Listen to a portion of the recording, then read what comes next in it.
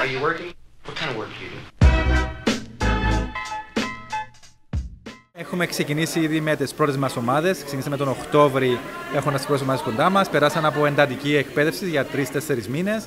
Μετά περάσαν αυτές οι ομάδες από κάποια αξιολόγηση ότι έχουν προχωρήσει την ιδέα τους σε αρκετά μεγάλο στάδιο.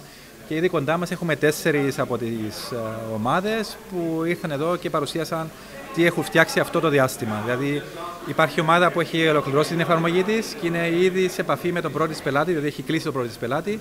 Οπότε πάει πολύ καλά. Υπάρχουν άλλες ομάδες που ακόμα δουλεύουν την ιδέα τους μέχρι να είναι έτοιμοι να βγουν σε πελάτη. Αλλά γενικά πήραν αρκετά εφόδια, πήραν αρκετή υποστήριξη και νομίζω πάμε πολύ καλά και ελπίζω να έχουμε και άλλες καινούργιες ιδέες, καινούργιες ομάδες να έχουμε στο πρόγραμμα να βοηθηθούν και να μεγαλώσει το οικοσύστημα των startups στην Κύπρο. Θα σας κάνω μια γενικότερη ερώτηση. Συμφωνείτε ότι η νεοφυής επιχειρηματικότητα μπορεί να αποτελέσει τη λύση στο οικονομικό πρόβλημα της Κύπρου? Μέρος του προβλήματος, σίγουρα ναι. Έχω παράδειγμα ομάδα που ξεκίνησε, όχι του IT προγράμματος όμως, που ξεκίνησε το 2013 με 3 άτομα, μετά από 2 χρόνια είναι 13 άτομα. Δηλαδή έχουν λύσει μεγάλο μέρος του unemployment και σίγουρα αυτά τα άτομα όπως εργοδοτούνται στις εταιρείες αυτές έχουν να πληρώσουν τους φόρους τους, έχουν να πληρώσουν μετά τις τράπεζες, με τα δάνεια τους, με τα προβληματικά τους. Οπότε σίγουρα βοηθάται το όλο οικοσύστημα. Και όπως μεγαλώνουν οι εταιρείες, μετά χρειάζονται και βοήθεια και νομικούς συμβούλους και οικονομικούς συμβούλους και λογιστές και διαφημιστές και άλλες υποστηρικτικές υπηρεσίες. Οπότε σίγουρα βοηθά την οικονομία της χώρας να μεγαλώσει και να βελτιωθεί.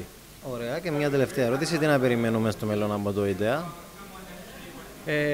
Ελπίζουμε να έχουμε ένα τεράστιο success stories. Ευελπιστούμε ότι μια από τις ομάδες τις δικές μας, τις ομάδες που ξεκινούν από την Κύπρο, να μεγαλώσει, που να είναι κάτι καταπληκτικό, κάτι παγκόσμιο που όλοι θα θέλουν να έχουν αυτό είτε ονομάζεται application, είτε ονομάζεται portal, είτε ιστοσελίδα, είτε οτιδήποτε. Ελπίζουμε να έχουμε μια από αυτές τις ομάδες. Έχουμε ήδη 4 πολύ καλές ομάδες, ίσως να είναι αυτές, αλλά θα θέλουν ακόμα 2-3 χρόνια για να μεγαλώσουν ακόμα περισσότερο. Ίσως να είναι από τις μελλοντικές μας ομάδες. Αλλά και εμείς σίγουρα σαν πρόγραμμα, κάθε μήνας που περνά βελτιωνόμαστε. Μαθαίνουμε, ρωτούμε, αντιλαμβανόμαστε ορισμένα πράγματα και γινόμαστε καλύτεροι. Οπότε σίγουρα θα είμαστε ακόμη καλύτεροι στο μέλλον. Ναι, ευχαριστώ πάρα πολύ.